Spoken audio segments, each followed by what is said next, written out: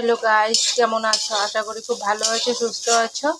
আমি দেখো প্রতিদিনের মতো আজকেও রান্নার এখানে চলে আসছি। তো রান্না করছি, কি রান্না করবো তোমাদের সাথে শেয়ার করছি।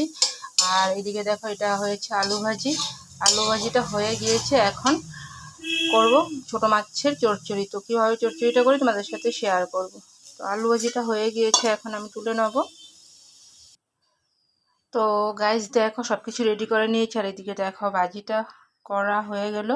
আর এখন মাছের চচ্চড়িটা করব, তার জন্য এখানে ঝিঙে, ডাঁটা, বেগুন, আলু সব কিছু কেটে নিয়েছি। আর এদিকে কাঁচা লঙ্কা পেস্টটাকেও কেটে নিয়েছি, ঠিক আছে। আর এদিকে অনেকক্ষণ আগে মাছটা ধুয়ে লবণ হলুদটা মেখে রেখে দিয়েছি।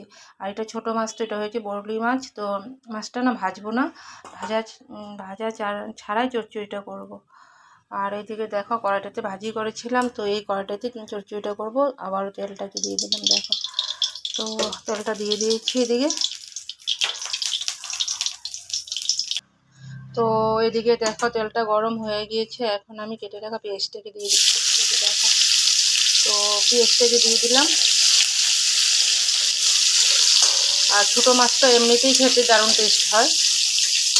আর আমার হাজব্যান্ডের তো একদম ফেভারিট ছোটো মাছ। তো দেখো, পেঁয়াজটাকে অল্প সময় ভেজে নিয়েছি, এখন সবজিটাকে দিয়ে দিচ্ছি।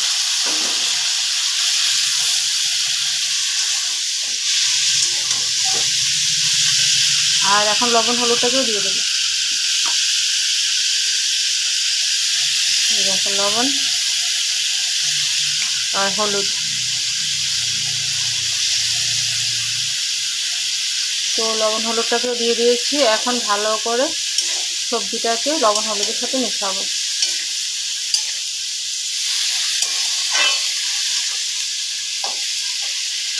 কালকে বড় মাছ এনেছিল, কিন্তু আমার হাজব্যান্ড খায়নি, তো আজকে ছোটো মাছ নিয়ে আসছে।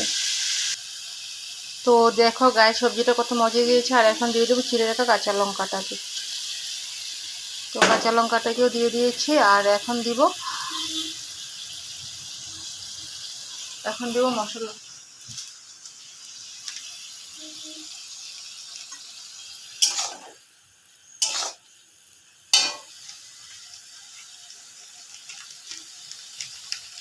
তো দেখো, জিরার গুঁড়ো অল্প করে দিয়ে দিলাম, আর অল্প করে লঙ্কার গুঁড়ো দিয়ে দিলাম।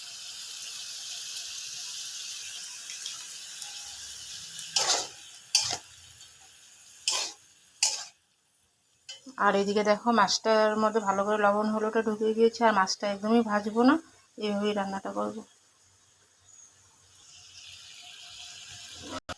তো গাইস, এটাতে না কোনো আলাদা জল ইউজ করব না। এটাতে দেখো সবজিটার থেকে একটু জল বেরিয়েছে, যে দেখো। তো আমি আলাদা করে কোনো জল ইউজ করব না এটাতে। তো এখন না আমি ঢেকে দেবো, ঢেকে সিদ্ধ করে নেব।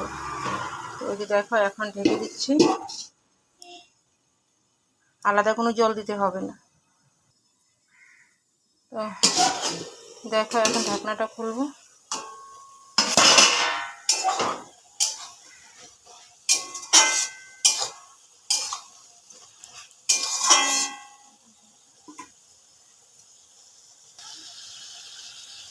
তো গাইস দেখো, আলুটা একদম পুরো সিদ্ধ হয়ে গিয়েছে। দেখতে পাচ্ছ, আলাদা কোনো জল দেওয়ার দরকারই পড়েনি। এই যে দেখো, তো খুন্তি দিয়ে একটু ভেঙে ভেঙে দেবো সবজিগুলি।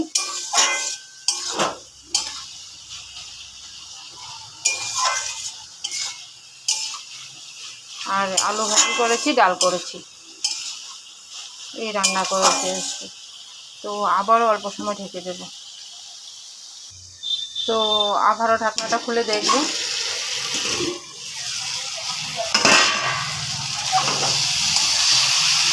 তো দেখো কতটা ইয়াম্মি হয়েছে গাইস।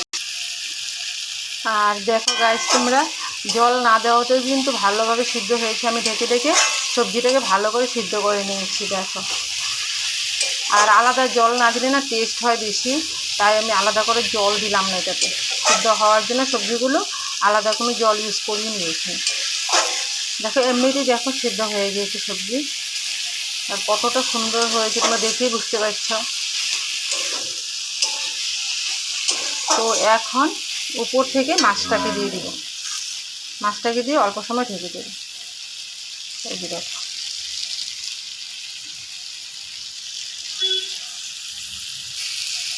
তো গাইস দেখো মাছটাকে দিয়ে দিয়েছে। আর আমি না এই মাছটাকে না এইভাবেই করি, ঠিক আছে, এই প্রসেসেই করি।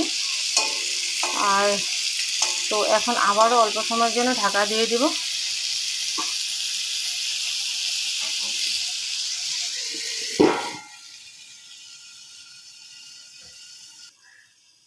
তো দেখো আবারও চলে আসছি। তো আবারও ঢাকনাটা খুলে দেখবো, দেখতেও পাচ্ছ তোমরা কতবার ঢাকছি আর খুলছি, কতবার ঢাকছি আর খুলছি। তো ঢেকে ঢেকেই চচ্চড়িটা করেছি। আর এই দেখো কতটা সুন্দর হয়েছে। তো ফাইনালি আমার কাঁচা মাছের ছোট চচ্চড়ি একেবারে কমপ্লিট। আর তোমরা খুব ভালো থেকো, সুস্থ থেকো। নেক্সট ব্লগে আবার দেখা হচ্ছে। তো এখন tata, bye bye, love you all.